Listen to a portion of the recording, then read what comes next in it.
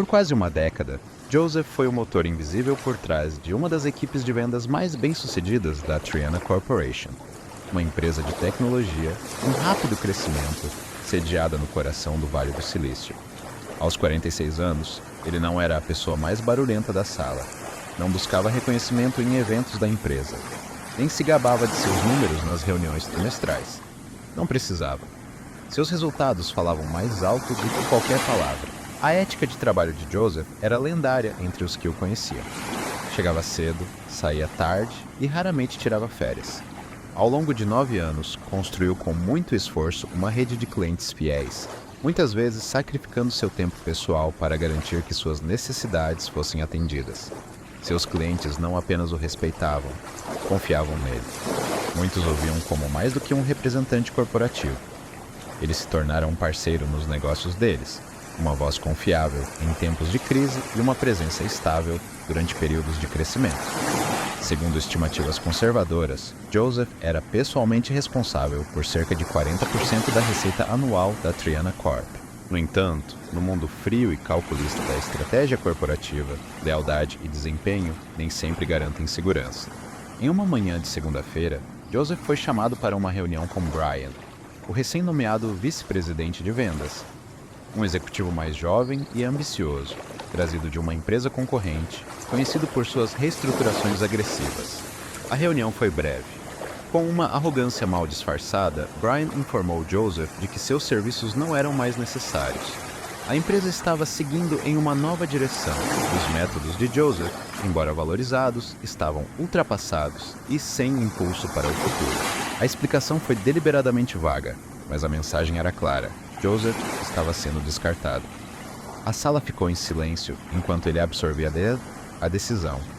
Não houve discussão, nem explosão, nem súplica dramática por reconsideração.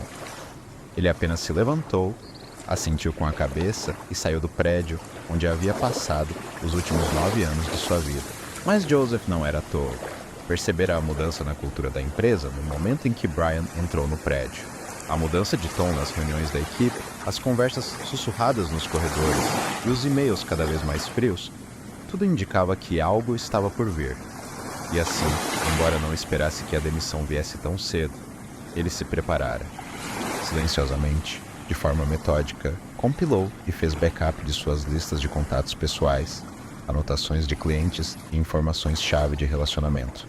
Não dados da empresa, mas seus próprios registros, construídos ao longo de anos de confiança e conexão pessoal. Na manhã seguinte, Joseph sentou-se com uma xícara de café, abriu seu laptop e começou a fazer ligações. Não para recrutadores, nem para advogados, mas para as pessoas que sempre importaram mais para ele, seus clientes. Um por um, ele discou os números de executivos com quem trabalhou por anos. Travis em Boston, Henderson em Dallas, Carlton em Nova York. Ele não implorou por negócios, nem falou mal de seu antigo empregador. Simplesmente informou, com sua voz calma e firme, que havia se desligado da Triana Corp e estava explorando um novo capítulo. As respostas foram rápidas e surpreendentes apenas para aqueles que subestimaram a profundidade dos relacionamentos de Joseph com seus clientes. Alguns ficaram chocados, muitos ficaram furiosos, alguns se sentiram traídos. Não por Joseph, mas pela empresa que o dispensou. Em menos de 24 horas, e-mails começaram a inundar a sede da Triana Corp. Avisos de cancelamento, pedidos de novos gerentes de conta, exigências de explicações. Mais de os 3,2 milhões de horas em contratos ativos foram suspensos ou totalmente encerrados. Brian, o mesmo executivo que dispensou Joseph com tanta confiança, se viu no centro de uma crise crescente. Sua caixa de entrada se encheu de reclamações. Reuniões foram convocadas. Estratégias de contenção de danos foram lançadas, mas a maré já havia virado. Os clientes não haviam assinado com a tecnologia da Triana. Eles haviam assinado com a integridade de Joseph. A notícia da saída de Joseph se espalhou rapidamente pelo setor. Ao final da semana, ele havia recebido várias ofertas, tanto de concorrentes quanto de startups, todos ansiosos para tê-lo em sua equipe. Mas uma se destacou, uma vaga de vice-presidente sênior em uma empresa rival, com um aumento significativo de salário, opções de ações e um nível de autonomia que ele nunca teve na Triana. Joseph aceitou a proposta. Não por vingança, não se importava com revanche. O que importava para ele era estar em um lugar onde seu valor fosse reconhecido e respeitado. Quando o CEO da Triana finalmente entrou em contato, um e-mail de desculpas encaminhado por sua assistente, Joseph respondeu com sua característica elegância.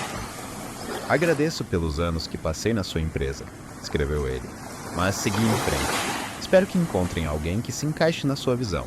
Para Joseph, a demissão não foi o fim. Foi um começo. Um reinício forçado que lhe permitiu redescobrir seu valor e reconstruir sua carreira sobre bases mais sólidas e significativas. Também serviu como uma poderosa lição para os outros.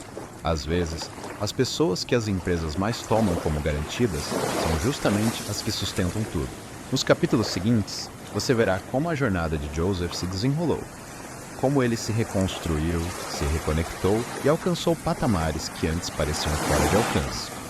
Você verá a diferença entre negócios transacionais e liderança baseada no relacionamento, e entenderá por que integridade, humildade e confiança silenciosa costumam ser mais poderosas do que ambição, ego e títulos chamativos. Esta não é apenas a história de redenção de um homem. É um lembrete de que o sucesso construído sobre a confiança nunca pode ser verdadeiramente roubado. E que, às vezes, o pior dia da sua carreira é o início de algo muito maior. Joseph não perdeu tempo comemorando sua pequena vitória sobre a Triana Corp. Sim, houve uma certa satisfação em ver alguns de seus antigos colegas lutando para recuperar negócios perdidos. Mas satisfação não era o objetivo. Estabilidade, propósito e integridade eram. E essas coisas não se constroem da noite para o dia. A proposta da Ionix Systems, uma empresa de porte médio, mas em rápido crescimento no setor de tecnologia, não foi apenas generosa, foi um reconhecimento. Joseph não foi contratado apenas para gerenciar contas ou liderar uma equipe. A CEO, Elaine Waters, deixou claro logo na primeira reunião: "Eu não quero você só pela sua carteira de clientes. Eu quero você pela forma como você lidera."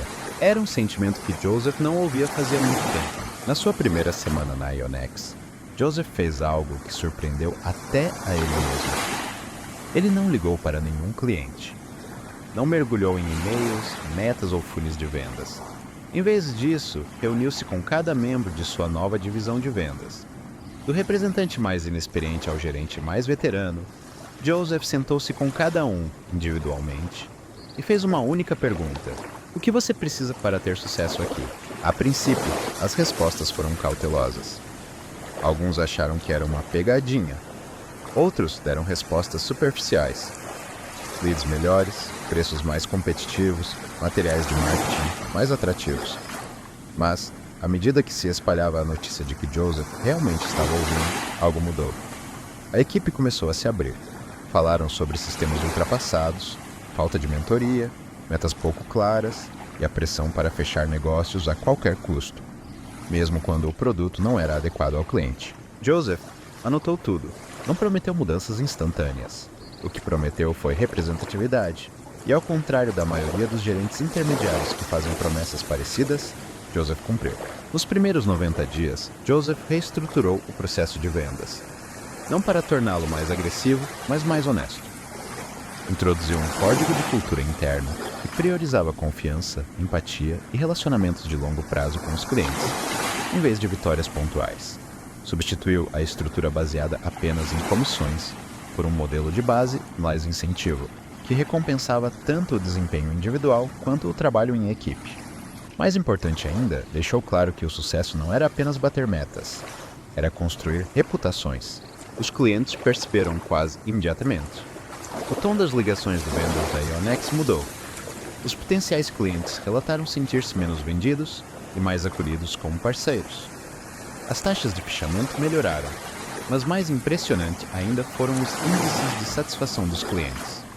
Em menos de 6 meses, a divisão de Joseph aumentou sua receita em 32%, e a rotatividade de funcionários caiu para quase zero.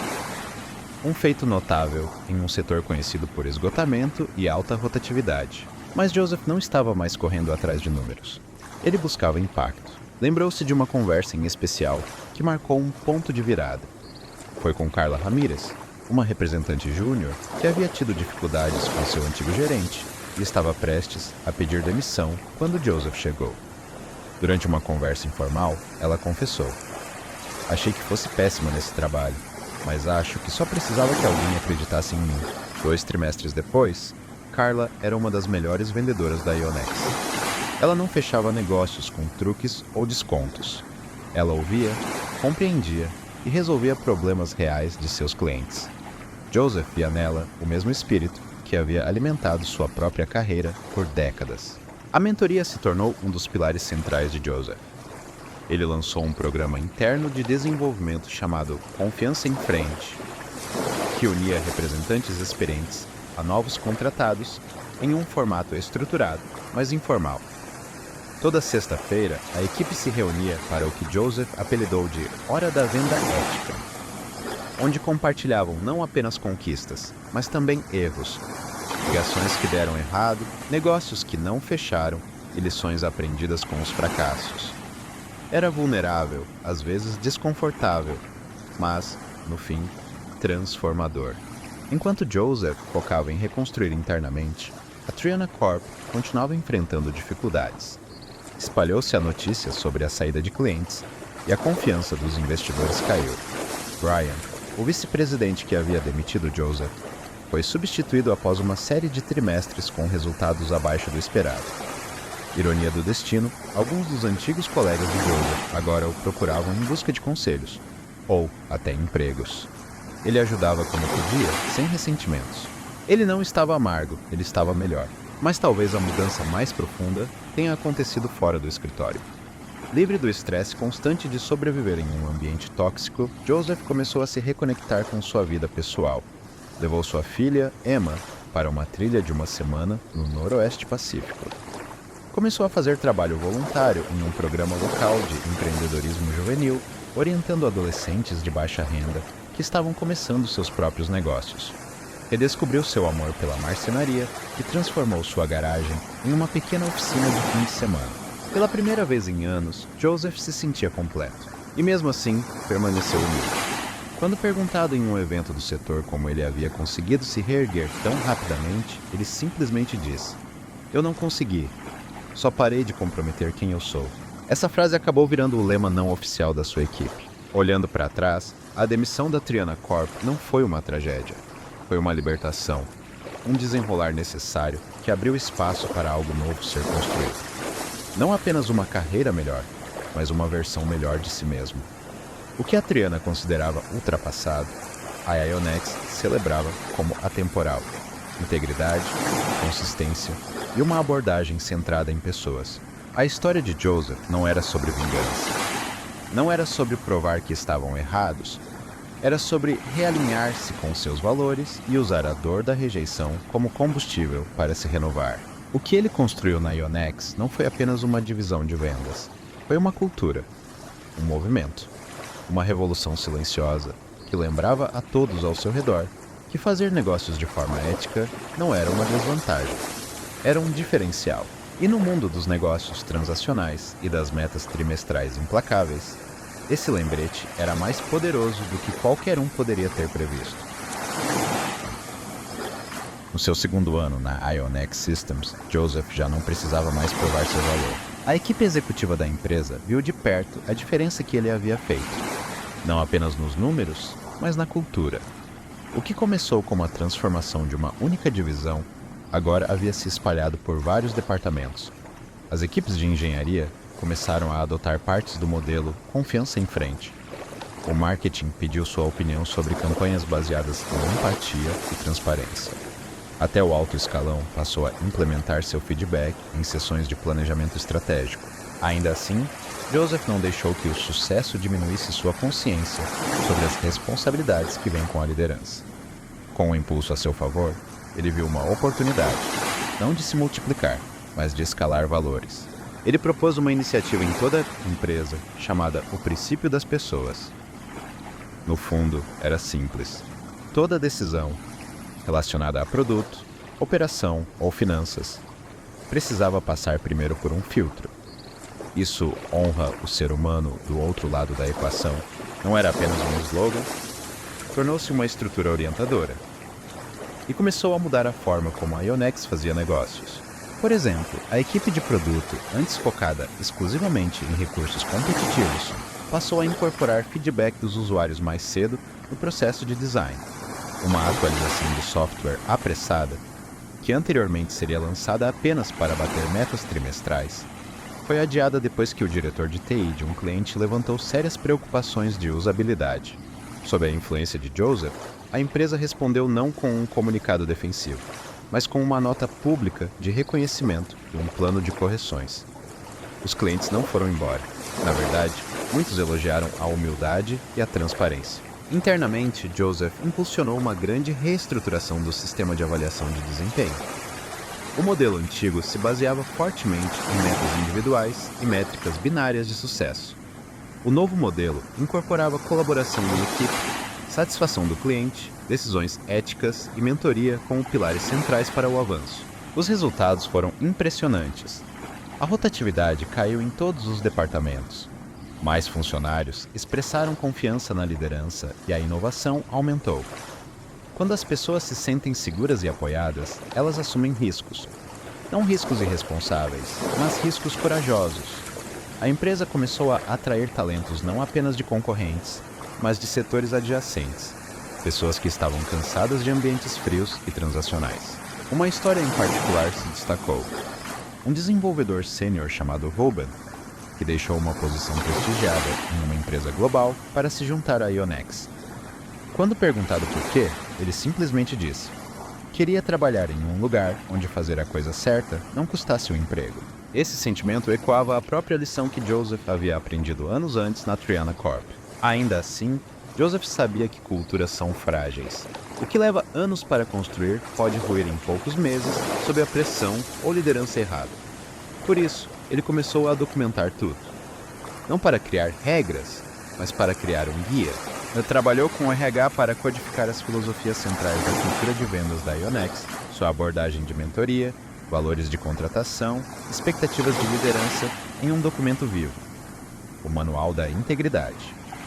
Não era leitura obrigatória, mas dentro de um mês após a distribuição, já estava sendo citado em reuniões, mencionado em integrações de novos funcionários e até referenciado por parceiros externos. Uma das seções mais poderosas do manual era uma história, que Joseph aceitou relutantemente incluir, a história de sua demissão da Triana Corp.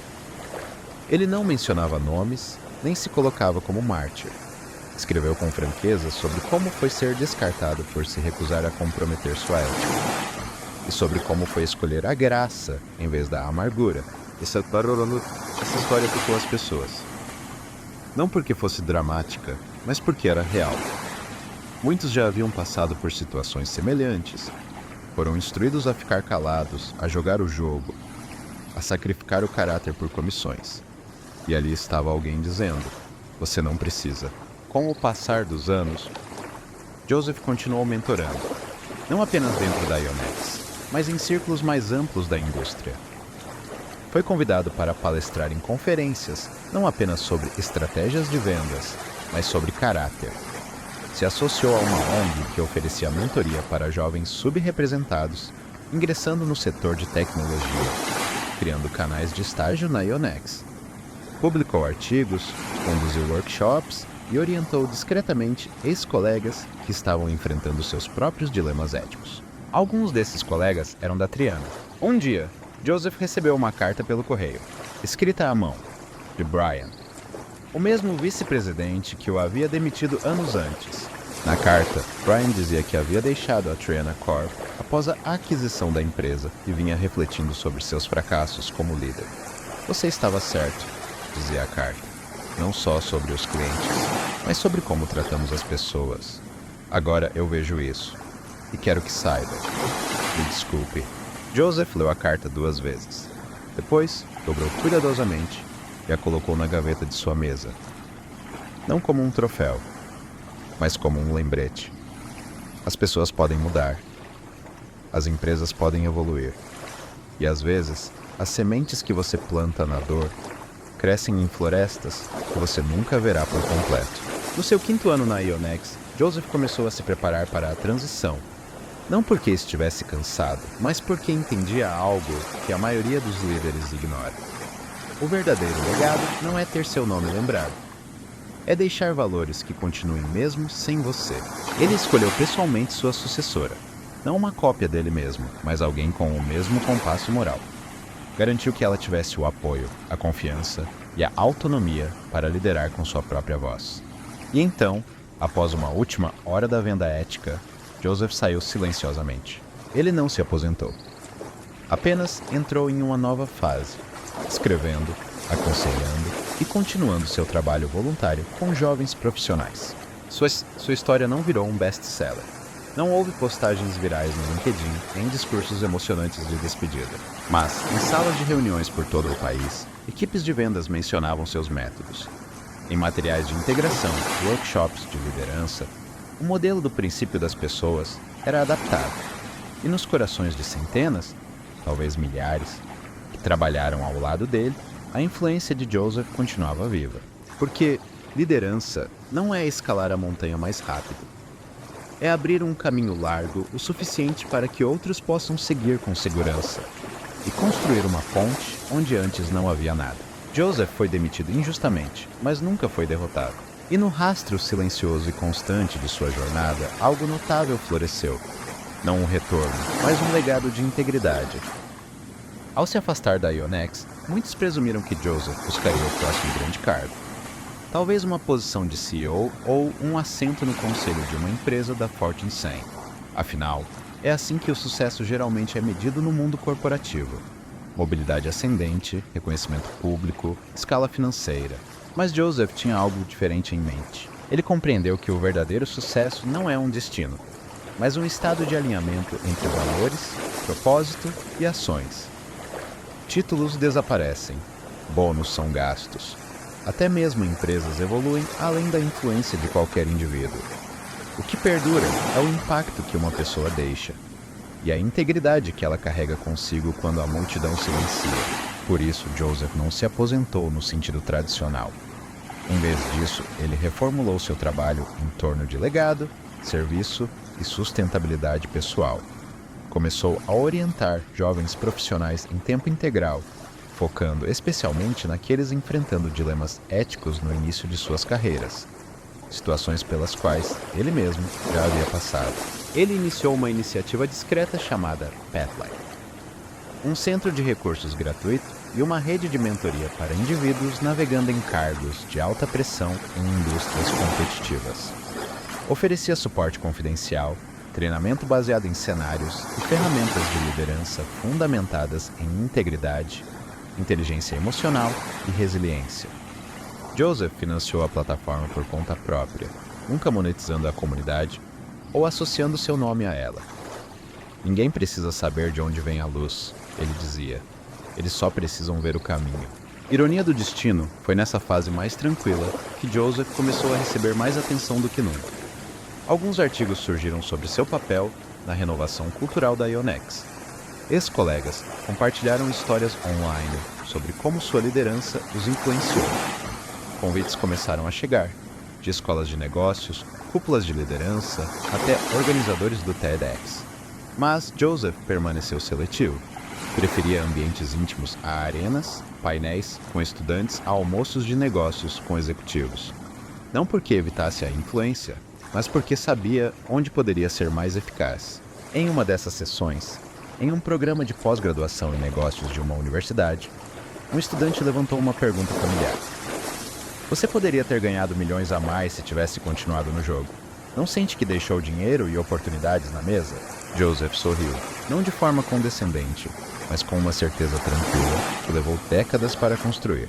Não deixei nada na mesa, disse ele. Apenas percebi que a mesa nunca foi minha para começar. Então, construí a minha própria. A sala ficou em silêncio. Ele continuou explicando como sua definição de sucesso mudou ao longo do tempo. De métricas, de desempenho, para clareza interna. No início de sua carreira, perseguia números, promoções, elogios. Mas essa busca lhe custou mais do que percebia. Sua saúde, sua paz, às vezes, até sua própria voz. Sucesso não é sobre quão alto você sobe, disse ele. É sobre quão de perto suas ações refletem suas convicções mais profundas e quantas pessoas você eleva ao longo do caminho. Joseph também começou a escrever mais, não para publicação, mas para reflexão. Diários preenchidos com insights, lições e cartas, algumas para seu eu mais jovem, outras para futuros líderes que talvez nunca conhecesse. Esses escritos, com o tempo, evoluíram para um manuscrito. Ele o intitulou Do Lado Certo, construindo uma carreira sem perder sua alma. ResearchGate. Embora editoras demonstrassem interesse, Joseph escolheu lançar o manuscrito online, gratuitamente. Seu objetivo não era royalties ou status de best-seller, era acessibilidade. Queria que qualquer pessoa, em qualquer lugar, pudesse acessar orientações em momentos de decisão silenciosa. Do Lado Certo não se tornou viral, mas encontrou seu caminho em lugares que importavam, compartilhado por mentores a mentorados, marcado por líderes de equipe, até adotado por uma academia de liderança sem fins lucrativos na África do Sul.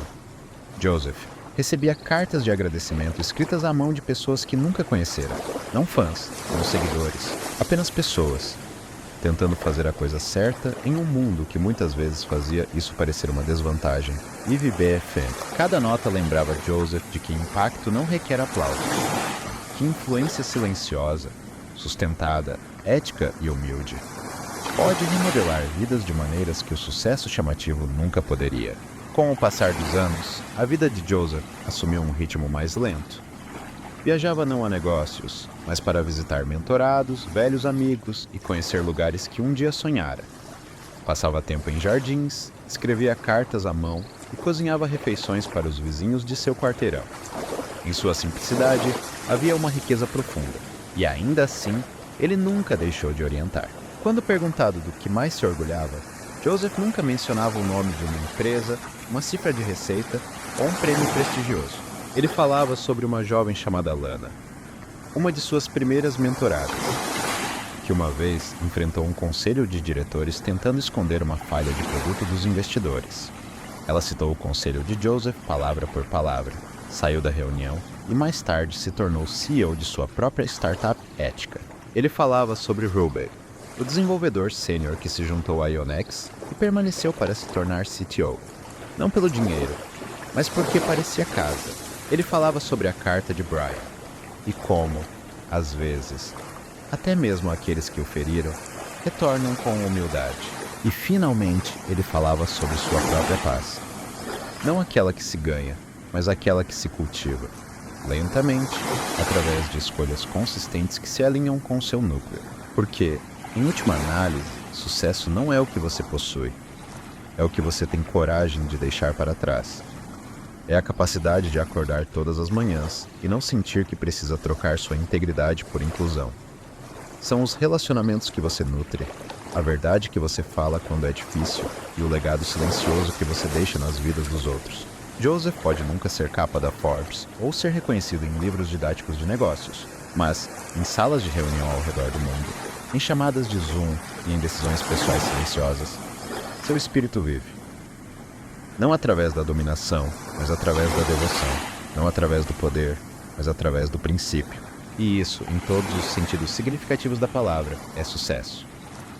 Antes de Joseph se tornar um mentor, antes da Ionex, antes de seu nome ser citado em salas de aula de escolas de negócios e em salas de guerra de startups, ele era apenas um jovem tentando provar algo.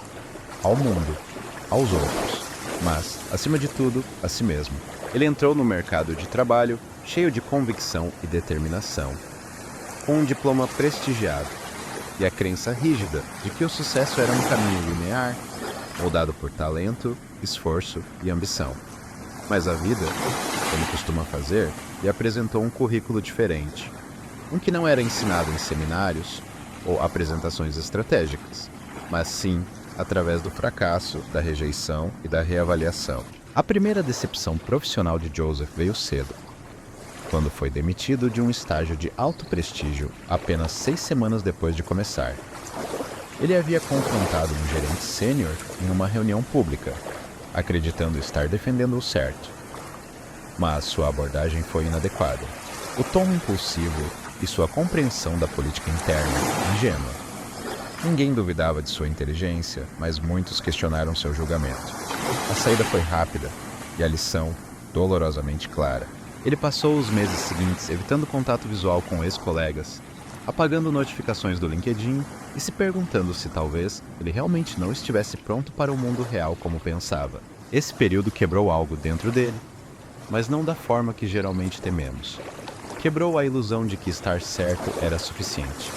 Ensinou-lhe a diferença entre ação com princípios e desafio performático. Lançou as bases para inteligência emocional, empatia e paciência estratégica, qualidades que mais tarde definiriam sua liderança. Joseph percebeu que o fracasso não é o inimigo do sucesso, é a forja que o tempera. O segundo grande fracasso veio alguns anos depois. Joseph havia recebido sua primeira oferta para um cargo executivo em uma empresa de tecnologia em ascensão.